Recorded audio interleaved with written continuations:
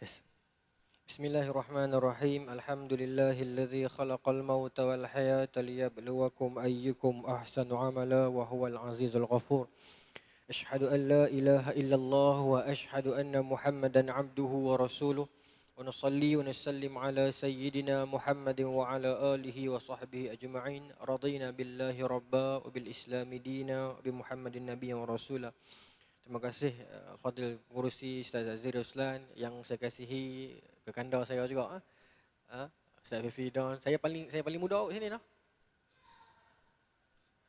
Saya paling muda kot noh. Saya 30. Tua. Insya-Allah.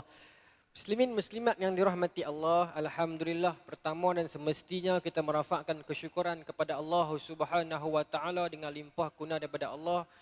Malam ini, hari ini kita dapat bertemu, ini kali kedua saya sampai di sini. Alhamdulillah, satu perkampungan ilmu yang kita kira cukup baik, cukup hebat. Dan kita diamanahkan pada malam ini untuk membicarakan satu perihal yang besar berkenaan tentang sebuah bangsa. Tentang sebuah bangsa yang tadi Al-Fadhil Ustaz dah hurai cukup kemah dah. Tentang kehebatan sebuah bangsa itu yang akhirnya Ustaz sebut tadi tentang dahulu kehebatan Islam di India, kehebatan Islam di China, kehebatan Islam orang Arab yang akhirnya satu demi satu tercabut Islam mereka. Yang tinggal cuma bangsa ini, Ustaz siap sebut perlembagaan lagi tu.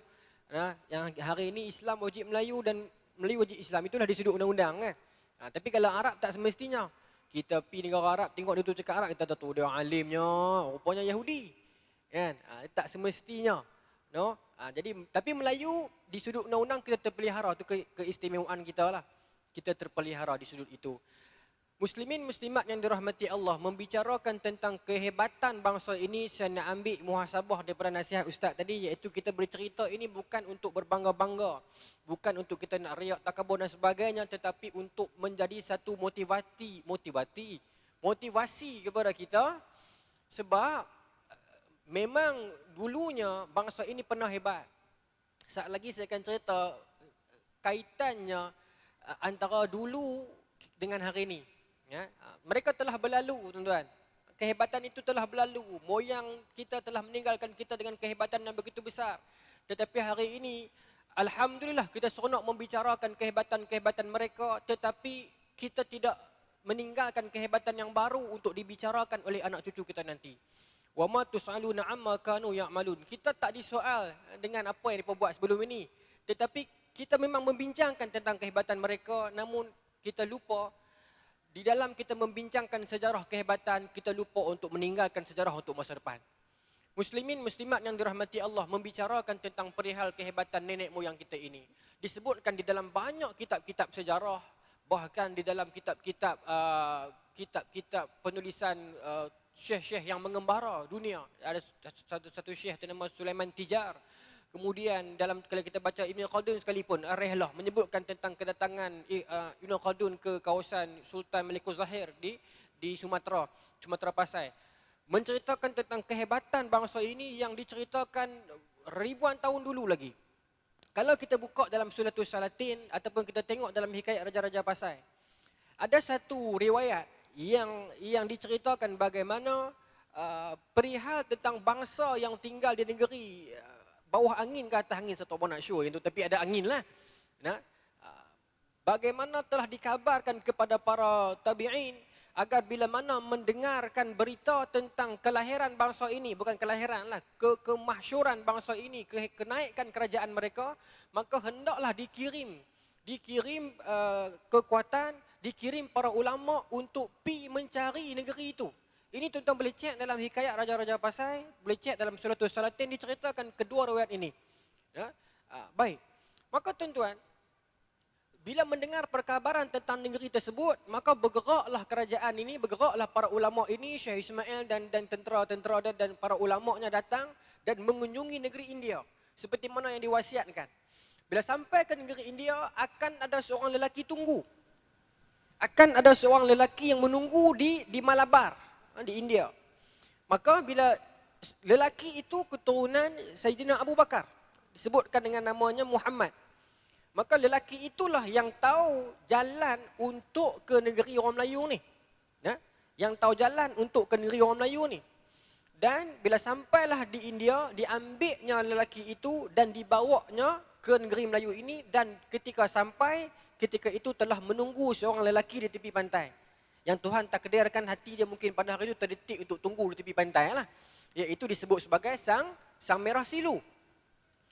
Ada dua versi catatan cerita ni, iaitu yang pertama mengatakan dia ini telah Islam lah, tetapi Islamnya itu Islam Syiah. Satu lagi pendapat mengatakan dia belum Islam, tetapi pokoknya dia diajarkan Quran, dia dididik tentang Islam, diberikan kerajaan kepadanya dan teruslah dia memerintah, menubuhkan kerajaan samudera. Nanti anak-anak dia menggabung kerajaan Pasai, menikah dengan puteri-puteri Pasai, akhirnya membentuk kerajaan-kerajaan Islam yang baru yang masyhur. Cerita-cerita ini telah dibicarakan banyak dalam buku-buku sejarah. Ya? Kalau kita buka dalam kitab Risalatul Ula Syekh Sulaiman Al-Tijari, dia cerita bagaimana ketika zaman Sayyidina Umar sendiri ada 40 bahasa telah dibicarakan di Madinah. Salah satunya adalah bahasa, bukan kata bahasa Melayu, bahasa utara. Maksudnya dia kata bahasa Kedah. Tapi Melayu lah, no? Melayu lah. Tapi tak apa. Yang tu tuan-tuan boleh cari detail lah. Kitab tu pun diterjemahkan, dijual. Baik. Tentang kehebatan ini, suka saya menyebutkan tentang perbahasan teori Melayu Islam ni main daripada mana ke tanah Melayu ni. Dulu kalau kita baca sejarah orang Turki, ada legenda disebut sebagai Turkimen. Turkimen ni dia kata lelaki yang kuat lah, Mamluk, yang kuat, yang berjaya menewaskan kerajaan-kerajaan yang buih dan jahat ni. Orang putih refer sebagai Turkimen, iaitu Turkimen, lelaki Turki. Tetapi sebenarnya orang putih melakukan penipuan sebab orang Turki, mereka tak sebut sebagai Turki. Mereka sebut sebagai Turks, kan? Turks. Macam kita Malaysia, Malaysian. Tapi Turki, dia tak kata Turkian, dia kata Turks, T-U-R-K. Tapi ejaan dia Turkimen, T-U-R-K-I-M-A-N. Jadi datanglah Dr. Ataullah Kopansky, satu lecturer sejarah daripada UIA, dia mengatakan Turkimen itu bukan lelaki Turki. Tetapi Turks itu adalah lelaki Turki. Iman itu iman. Lelaki Turki dengan iman. Menandakan Turki satu bangsa yang dia hanya sekadar kuat pada riang sahaja dulu. Tidak ada apa pun pada bangsa ini. Tetapi setelah kedatangan Islam kepada bangsa itu menjadi satu bangsa yang hebat dan memerintah dunia. Begitulah yang berlaku kepada bangsa ini pun. Memang kita ada kehebatan tertentu dahulunya. Tetapi dengan datangnya Islam ke tanah Melayu ini menambahkan kehebatan tersebut. Teori kedatangan Islam ke tanah Melayu disebutkan dalam banyak teori. Dikatakan datang daripada benua India, dikatakan datang daripada daripada Cina. Cina dulu Islam pernah kuat. Kalau tuan-tuan tengok gambar kungfu, ada watak hero, satu rambut dia botak depan, belakang saja panjang ikat. Satu hero yang rambut sampai ke depan. Dalam sejarah Cina, yang botak sekerat tu itu Buddha. Tapi yang rambut sampai depan itu Cina Muslim. Dalam tamadun India, satu orang raja nama dia Muhyiddin Aurangzeb Jahangir. Satu orang raja anak kepada Shah Jahan yang buat Taj Mahal tu. Dia telah mengumpulkan para ulama mazhab Hanafi, menghasilkan kitab Fatwa Alamgiri. Satu kitab rujukan, maksudnya rujukan besar dalam mazhab Hanafi yang menghimpunkan fatwa-fatwa berkisar dalam mazhab Hanafi. Sampai sekarang boleh dirujuk, ditahqiq kitab tersebut ada. Maknanya hebat Islam itu. Dia telah pergi ke satu-satu tempat. Saya nak balik kepada cerita Sulatus Salatin tadi itu yang pergi di India itu. Maka the conquest for India, pencarian India itu bermula. Nak relate dengan Melayu ni. Sebab dalam catatan tersebut dia ceritakan kena pergi India dulu, cari di India itu keturunan Sayyidina Abu Bakar yang akan bawa pergi ke tanah Melayu ini. Maka pencarian India itu bukan saja dicari oleh orang-orang yang meneliti kitab, tetapi yang paling terkenal saya boleh sebut dekat tuan-tuan, Isabel. Queen Isabel apa nama Isabel ni? Bukan search apa? Andalus tu lah, apa Spanyol tu lah kan, nikah dengan Ferdinand tu. Sebab kalau tuan-tuan baca sejarah, kejatuhan Andalusia 1492, tahun yang samalah nama apa? Marco Polo sampai ke benua Amerika. Dengan grant penyelidikan oleh Isabel. Isabel bagi duit. Apa grant itu? Grant for searching for Indian land. Mencari tanah India. Nak cari tanah India. Dan bila dia sampai ke Amerika, dia tahu tu bukan India. Tetapi dia tak mau malu, Ustaz. Dia claim, dia kata ini India juga. Tapi jenis kulit merah. Ini dalam ya, ini dalam klaim dia. India juga dia kata ni India ni tiba jenis bangsa kulit merah. Lagu mana tak tahu. Ya. Dan searching for India memang berlaku.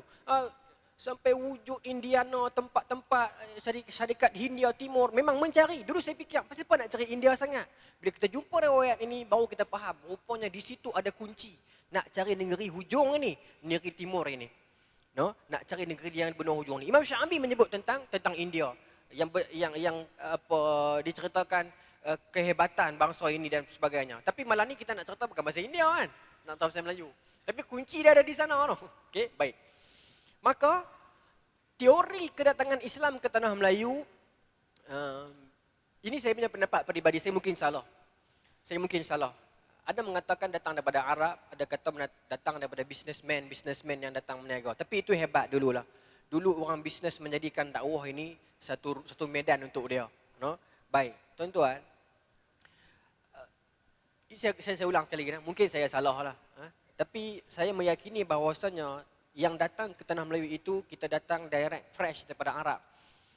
Saya rasa lah, mungkin saya salah lah. Sebab kalaulah bangsa Melayu itu tak pernah kenal agama Islam, dia cuma kenal agama Islam daripada pedagang daripada Cina dan pedagang daripada India, sudah semestinya makraj huruf itu dia akan ikut orang Cina dan India. Macam India, Cina, la ilaha illallah kan.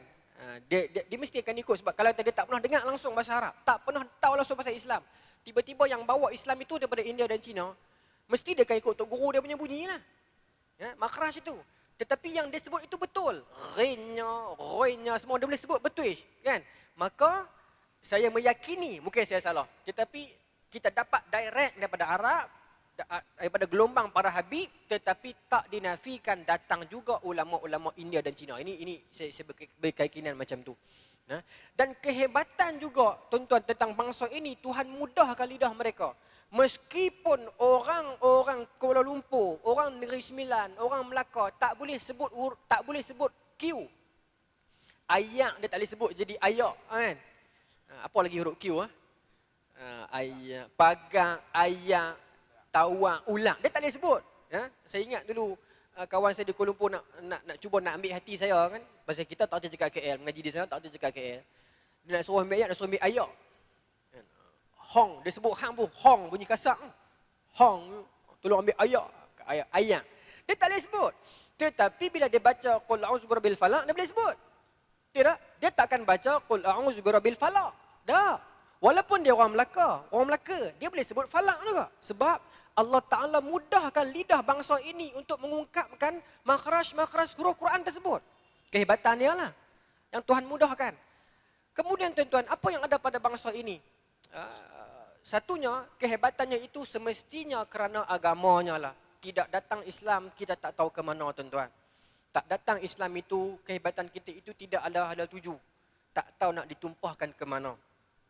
Yang kedua, bangsa ini kaya dengan adabnya dan adatnya. Itu juga yang berkaitan. Saya mungkin dalam satu plan nak tulis ini satu lontaran daripada kami punya tuan guru lah, Dr. Umar Muhammad Nur. Dia kata Melayu ni kaya dengan adab dan petua, tapi orang tak tahu. Contoh petua berubat, kalau saya sebut ni kasar dalam surau, tungau kasar. Kalau kena tungau kan, saya ingat yang tu lah kecil-kecil kan, bodoh tu kan, daun sirih tu. Banyak petua lain kan, kena kaki, kena paku, tonyoh bawang lah, banyak petua yang mujarab. Tetapi kenapa hari ini makin hilang? Kerana tak dibukukan. Berbeza dengan perubatan Cina yang agung, yang lama dulu, sampai mereka boleh buka klinik tabib Cina. Kan, sampai orang pergi cari mereka punya herba-herba. Sebenarnya perubatan kita setanding dengan mereka. Tetapi bezanya kita tak menulis, kita tak mengumpulkan petua-petua itu. Jadi saya nak ingat nak ajak tuan-tuan, saya nak provoke anak-anak di Darul Faizin ni cuba plan satu projek, kutip satu-satu petua orang tua-tua tentang perubatan Islam. Kita bukukan. Tinggalkan legasi itu. Saya nak minta anak-anak cuba cari. Balik rumah, cuti tanya tok menakan, tanya mak, apa petua lagi ni? Salin satu. Lepas tu kemudian nanti insya-Allah akan datang generasi kemudian, dia akan cari pula asimilasi dengan agama. Mungkin ada penjelasan hadis dan sebagainya. Kita cuba buat. Pasal Cina meninggalkan legasi itu. Kita tak ada. Sebab kita tak menulis tentang itu. Itu sayangnya. Dulu hadis, mujuklah ada Umar Abdul Aziz yang ada kesedaran untuk mengumpulkan, untuk arahkan keluaran arahan rasmi agar dikumpulkan hadis. Ishaq bin Rahuyah, dia kata aku teringinlah kalau ada orang kumpul hadis sahih, Tok Guru sebut. Maka Imam Bukhari terus susun cari dia sahih. Kita nak macam tu. Nah, adik-adik carilah. Pasal banyak petua-petua Melayu dulu ni yang makin lama makin hilang, orang tak jumpa dah. Kerana tak dibukukan, ditulis dan dikumpulkan. Saya harap satu hari nanti saya mai ada kitab petua dan adat perubatan Melayu terbitan Al-Faizin. Boleh buat adik-adik no? Ke depan insya-Allah tuan-tuan guru di sini akan tengok pula asimilasi dengan agama di sudut dalil hadis dan sebagainya insya-Allah. Nah, biar kita tinggalkan sesuatu. Baik. Dan kaya dengan petua-petua tersebut dan adab dan adatnya tuan-tuan, etika pemakaiannya, etika berjalannya, menyantuni orang tua dan sebagainya tuan-tuan. Saya ingat kata-kata Dr. Ataullah, dia kata kalaulah mati satu-satu bangsa atas dunia hari ini, dia kata kalau hari ini mati semua bangsa atas dunia, yang pertama akan berjalan masuk syurga itu bangsa Melayu, dia kata. Pasal dia Turki, dia kata kami kasar, Arab pun setengah kasar kan. Tuan-tuan pergi di Mekah, dia keluar daripada Masjidil Haram main subuh jemaah, dia kencing tepi tu ya. Kan, dia tak peduli. Tapi kita masih menjaga adab. Quran tak bawah pun tak boleh dah, kita jaga sungguh-sungguh. Jalan depan orang tua pun tunduk kan, jaga sungguh-sungguh. Nah, siapa main rumah tetamu kena keluar tengok muka juga. Lepas menikah, sebelum pergi melancong honeymoon, kena pergi ziarah rumah pop-pop menakan dulu, satu-satu. Kaya dengan adab dan peraturannya. Naik rumah cuci kaki, kemudian bulan puasa tukar-tukar jodoh. Semua itu ada penjelasan dia dalam agama. Tetapi tidak diasimilasikan. Kenapa? Kerana bangsa ini dikira sebab tu Hang Tuah kata takkan Melayu hilang di dunia. Kenapa Hang Tuah tak sebut takkan Islam hilang di dunia? Kerana masa tu tak sebut dah Islam. Melayu faham dah Islam. Bila kita Melayu, faham dah Islam. Hang Tuah bukan parti peribumi Melayu Malaya ke resih dah. Tetapi dia sebut Melayu tu dalam hati dia Islam. Sebab tu dia kata takkan Melayu hilang di dunia. Masa tu dia faham dah kata Melayu ni orang Islam ni. Nah, pasal tu dulu depa tak ada asimilasi tu. Sebab faham dah ini gerak kerja orang Melayu ni gerak kerja Islam lah. No? Etika pemakaiannya, adab dan budaya tu semua ada makna tuan-tuan. Ini yang saya pakai destar ni ada makna tertentu. Ni seorang sahabat saya hadiah ni. Muhammad apa nama dia banyak?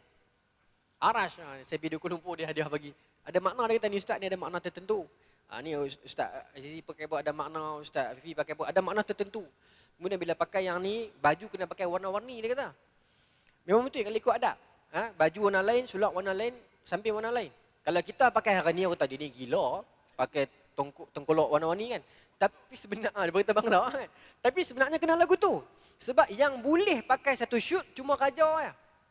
Tetapi raja keluarkan arahan, bangsa Melayu yang nak pakai satu shoot boleh. Sehari saja, iaitu hari dia menikah. Itulah datangnya ungkapan raja sehari. Dia bukan main saja-saja no. Kemudian butangnya 5 menandakan rukun Islam, mengucap di atas sekali. Ambil daripada ayat Quran tentang apa dia ghorah nyawa dia tu kan, mengucap tu. Pun semua ada kaitan.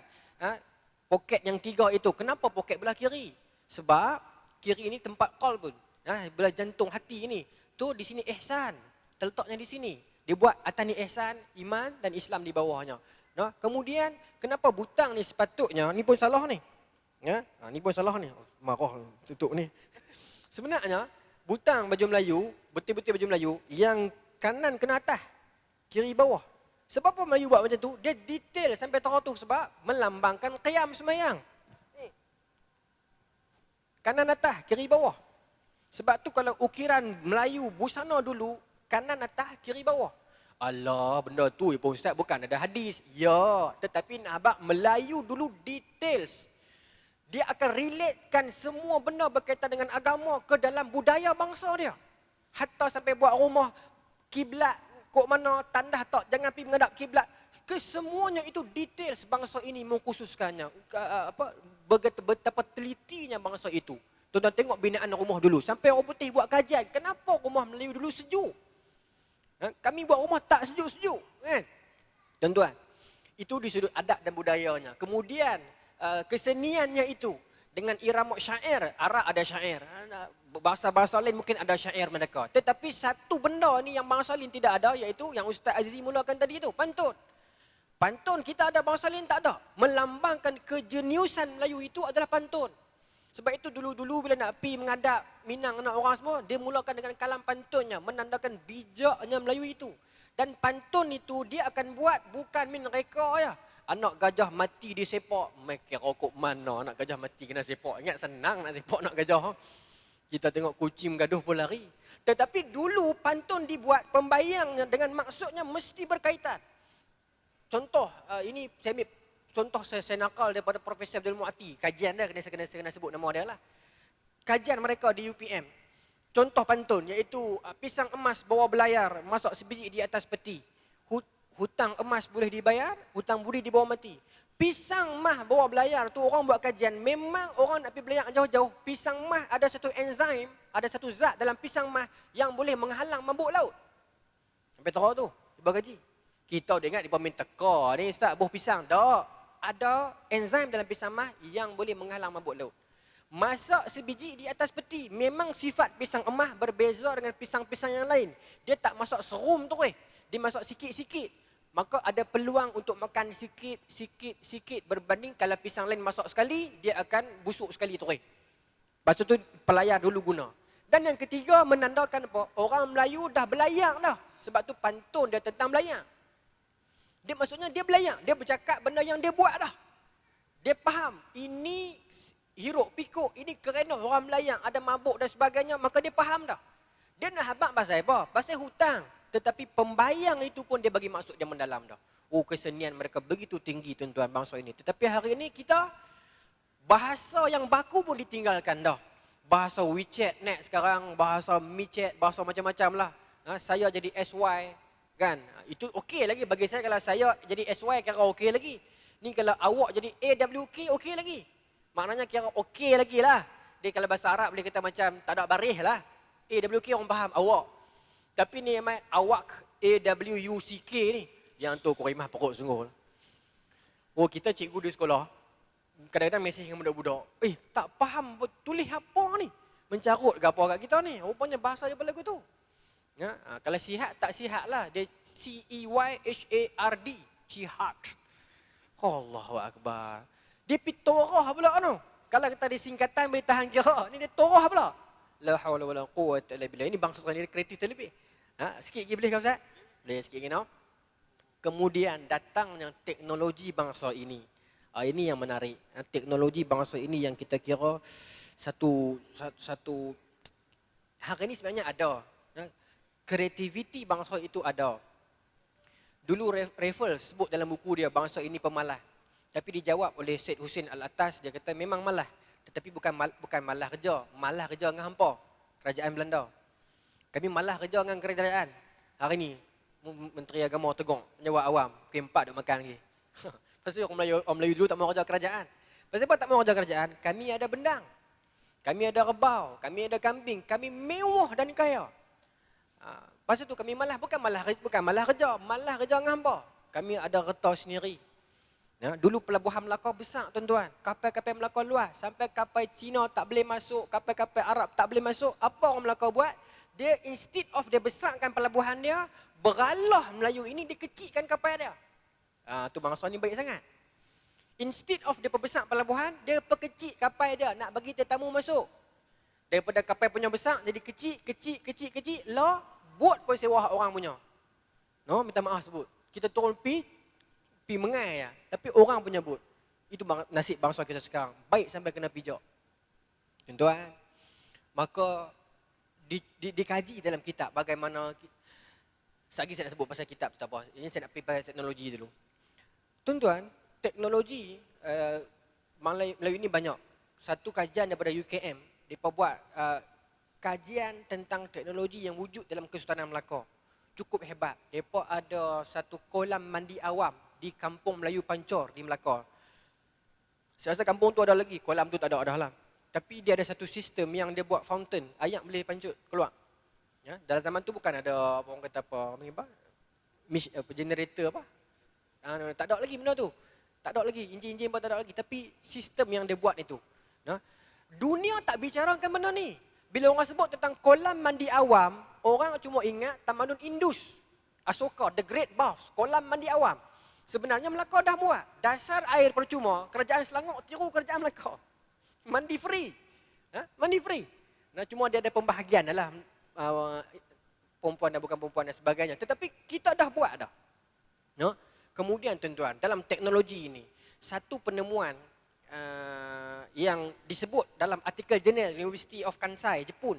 Ini saya sebut ni bukan cerita dalam blog ni, cerita universiti. Bagaimana teknologi piston ataupun enjin diesel dibuat mai daripada orang Melayu. Ini bukan nak overclaim, tapi itu hakikatnya dalam artikel jurnal University of Kansai. Tuan boleh dapatkan di internet, memang ada. Okay. History of engine diesel engine and piston. Iaitu bagaimana doktor, kalau saya silap nama dia kalau bukan Laurier ataupun Lawyer, itu L-A-U-Y-E-R, bunyi guna tak tahu. Dr. Lawyer ni, dia ketika mana masuknya geng-geng British ke Pulau Pinang, diperbuka sekolah-sekolah ni, maka dia antara tenaga pengajar yang dipanggil untuk mengajar di Penang. Baik. Masa tu Penang ni negeri Selat. Masa dia nak balik ke negara dia dah habis kontrak dia. Orang Melayu Pulau Pinang hadiah dekat dia satu gobek api. Dia macam cap pelum. Tapi dalam tu dia ada pembakaran punya sistem lah. Maka dia bentuk macam cap pelum, dia panggil gobek api untuk mencucuh apa-apa, nak pergi camping ke apa ke, maka dia buat balik. Sak ni ya. Maka dia buat balik pergi negara dia. Tuan-tuan kalau buka sejarah tentang diesel, sejarah tentang piston, orang yang reka enjin diesel nama dia Sir Raffold, R-A-F-O-L-D. Itu pereka dia. Depa dua orang ni kawan. Bila dia balik ke England, dia nak cucuh rokok, dia pakai menetang tu. Gobek api tu. Lighter lah, senang apa. Masa tu orang putih dia pakai mancis lagi. Tapi dia pakai gobek ni, maka Raffold ni tengok, hang pakai menetang apa ni, senang sangat lighter ni. Nyala rokok senang sangat ni, maka dia tanya orang Melayu bagi. Saya tak faham dia punya fizik dia macam mana, tapi yang saya tengok berdasarkan artikel itu, dia macam cap pelum. Tekan, tarik dia keluar abu. Cucuh terus. Tak gaduh nak mancis dah. Konsep macam cap pelum lah. Tapi cap pelum kita tolak tu dia keluar biji kan. Ni tolak tu tarik balik dia keluar api. Macam kereta punya charger tu. Kan charger kereta tu kan. Macam tu konsep dia. Maka Raffold ni tengok ini teknologi apa disebut sebagai internal combustion, pembakaran dalaman. Bila kita kompreskan dalam tu heat, bila dikompreskan dia macam tu, dia trigger satu bom, satu letupan kecil, maka dia menghasilkan, dia spark, dia jadi haba, maka dia ada keluar api. Maka daripada itulah dia hasilkan teknologi diesel yang ada internal combustion, pembakaran dalaman tu. Pasal diesel saya baru belajar dari ni, diesel dia tak pakai spark plug. Kan, dia pakai tolak tu, tujahan tu. Tapi kalau petrol dia pakai spark plug. Kan? Teknologi itu diambil daripada teknologi gobek api yang bangsa ini buat, lighter. No? Sampai tahun tu dia buat. Kemudian yang keduanya, kalau dua tak ingat, tapi kemudian seterusnya teknologi rumah. Orang putih sekarang sibuk dengan rumah caravan, rumah yang portable, yang mobile. Sedangkan bangsa Melayu ribuan tahun dulu rumah dia pun memang mobile dah. Memang rumah Melayu dibina untuk boleh diubah. Tuan-tuan pun tahu. Saya pun duduk rumah macam tu sekarang. Boleh pelekang, pasang balik. Ataupun kalau tak mau pelekang, pasang balik, boleh angkat terus, ubah pergi tempat lain. Menandakan bangsa ini dulu suka meneroka tanah. Dia telah meneroka tanah ini, dia bangunkan, dia buat ladang dan sebagainya. Selesai, dia angkat rumah, dia pergi tempat lain pula. Orang putih duk tiru budaya tu lah ni. Mereka hidup atas van, caravan, buat rumah van, pergi ronda merata. Kita dah buat ribuan tahun dulu dah. Lah tuan-tuan rumah-rumah taman boleh angkat ke? Mampu tak boleh angkat lah. Kan? Tak boleh buat apa. Tapi kita dah buat dah. Nenek moyang kita dah fikir dah konsep apa. Kalau nak asimilasi dengan agama, hijrah. Sudah selesai di sini. Hijrah di sini. Berguru di sini. Habis berguru di sini. Pergi di sini. Pergi di sana. Tuan-tuan bacalah kisah Imam Syafi'i yang sat pergi Baghdad, sat pergi Yaman, sat pergi Madinah, sat pergi Mekah. Berguru, berpindah randah. Berpindah randah mencari ilmu. Itu yang dibuat oleh orang Melayu dulu. Berpindah randah untuk membuka tanah, buat masjid, buat pondok, cari ilmu, pindah pula pergi tempat lain. Kerana itu rumah mereka boleh diangkat. Dan teknologi pengudaraan rumah dia itu menyebabkan rumah bangsa ini sejuk. Yang orang putih kaji. Tuan-tuan tahu penemuan orang putih, apa yang membuatkan rumah Melayu sejuk? Selain daripada kekisi dan bentuk-bentuk pintu dan sebagainya, saya pun terkejut bila saya baca. Dulu kita dengar kekisi semua ni lah. Saluran udara, pintu, itu satu faktor. Yang kedua, dengan adanya labu sayung dalam rumah orang Melayu menyebabkan rumah itu sejuk. Dan orang putih mula mencari labu sayung sekarang.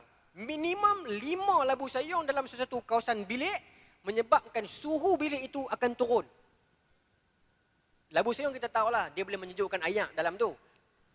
Itu semua orang tahu. Tapi satu lagi penemuan orang putih, rupanya dia boleh menyejukkan suhu bilik tersebut. Kerana itu sejuk. Mereka bukan mengaji fizik apa semua tuan-tuan, tetapi Tuhan mudahkan hati mereka untuk memahami benda ini. Dan bila kita mendekatkan diri dengan Allah Ta'ala, Tuhan akan mudahkan. Yufaqih, Tuhan akan bagi kita faham. Teknologi pembuatan keris. Macam mana dengan bentuk keris yang bawah kecil, atas besar? Boleh berdiri. Orang kata jin dan sebagainya. Dia bukan jin, dia unsur. Kalau kita mengaji kimia, dia ada satu bab disebut sebagai balancing. Sebab dia takat lebur sesuatu besi itu tak sama. Dalam keris, minimum kena ada 7 jenis besi.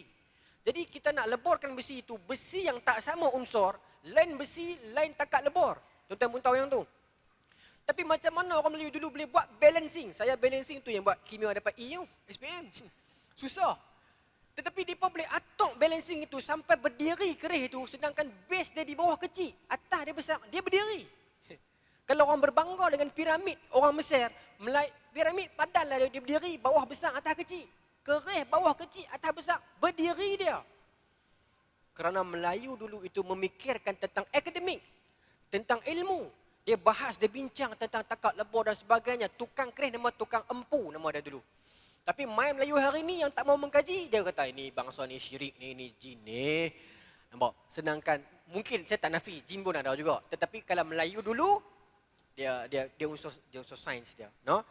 Kemudian tuan-tuan, apa lagi sikit kehebatan bangsa ini, kita tak pernah jumpa atas dunia satu bangsa yang dia buat, dia ada satu undang-undang laut dia sendiri. Ini menarik. No? Mungkin kalau ada pun setakat saya baca ni saya tak jumpa lagi. Mungkin kalau ada pun tak sedetail undang-undang laut seperti mana diamalkan oleh undang-undang laut Melaka. Sebab tu tuan-tuan lagi kenal hang tuah berbanding pembesar yang lain. Sedangkan hang tuah itu Laksmana. Laksmana tugasnya di laut. Sepatutnya tuan-tuan kena kenal ketua polis negara ni Temenggung, Shah Bandar, kena kenal yang macam tu. Tapi kenapa instead of Shah Bandar dengan Temenggung, tuan-tuan lagi kenal Laksmana yang duduk di laut? Hari ni kalau saya tanya tuan-tuan, kenal tak siapa ketua Panglima TLDM? Tak kenal. Tapi kalau tanya ketua polis negara, semua kenal. Sebab kita darat. Tapi Melayu dulu, keutamaan dia kepada laut sampai tahap ada undang-undang khusus untuk laut. Hari ini, minta maaf sebutlah, anak-anak muda fahamlah. Nak buat jahat, naik kapal. Nak main judi ke apa ke, ambil kapal. Dia pergi di tengah satu kawasan antarabangsa yang tidak ada undang-undang. Di situ boleh main judi. Di situ boleh buat maksiat dan sebagainya. Nak jahat, naik laut. Dulu, bangsa dulu, di darat pun kena, di laut pun kena. Ada undang-undang di daratnya dan undang-undang di lautnya. Betapa details dan khususnya dan kompleksnya bangsa ini membuat sistem kod dan undang-undang mereka. Maka mana mungkin bangsa ini dikatakan tidak maju, mana mungkin bangsa ini dikatakan bangsa yang malas dan sebagainya. Ini bangsa yang hebat, yang meninggalkan legasi yang cukup power. Tuan-tuan, kita sekarang berbangga dengan PTI, tubuh hutang Aeon, berlambak kena fight interest kan. Nenek moyang kita dulu tak payah hutang Aeon, tak payah pening kepala elektrik semua. Dengan pakai tudung saji, makanan tak basi. Makanan tak basi? Buhong Ustaz, saya buh di tudung saji basi. Yalah, tudung saji sekarang kedai Iko. Dia RM2 tau. Tapi tudung saji dulu, makanan tak basi. Dia ada unsur dia menyebabkan tak basi. Dia preserve makanan tu. Sebab tu nasi lemak dulu pun daun pisang. Pasal ada unsur-unsur yang menghalang, atau bukan dia menghalang, dia prolong. Prolong ni bahasa Melayu dia apa? Dia melewatkan makanan tu daripada basi. No? Bukan mengaji sains tuan-tuan. Tetapi Tuhan permudahkan fikiran mereka. Temukan kepada mereka jawapan-jawapan. No? Hari ini kita berbangga dengan akademik kita yang tinggi. Tetapi teori sahaja. Amalan kita tak ada. Praktikal kita tak ada. Kita sibuk berbangga dengan sijil dan grade kita yang tinggi. Tetapi di sudut amalannya, di sudut praktikalnya, nenek moyang kita jauh lebih moden berbanding kita. Wallahu ta'ala alam tuan-tuan. Demikian merupakan kehebatan bangsa ini yang disebut, yang direbut, yang dicari. Berganti-ganti Portugis, Belanda, mai. British mai. Jepun mai, British balik. Lepas Jepun balik, British mai pula. Pasal apa? 2-3 kali kerja nak mai 3-4 kali. Pasal tak mau tinggal tanah ini. Tak mau tinggal tanah ini. Nah, datang bangsa Cina Selatan, daripada selatan tanah besar Cina turun sampai ke negeri Siam untuk kepung negara ini berlaku perang Kedah. Setiap penjuru dikepung bangsa ini, dicari dan diintai. Kenapa? Kerana mereka mengetahui kehebatannya. Malangnya anak jati, anak susur galur bangsa itu sendiri melupakan, tidak mengetahui dan tidak menyedari kehebatan bangsa itu sendiri. Itu sedih. No? Apa yang lebih malang berbanding sesuatu bangsa itu, dia lupa dan tidak kenal sejarah dan kehebatan bangsanya sendiri. Wallahu ta'ala a'lam.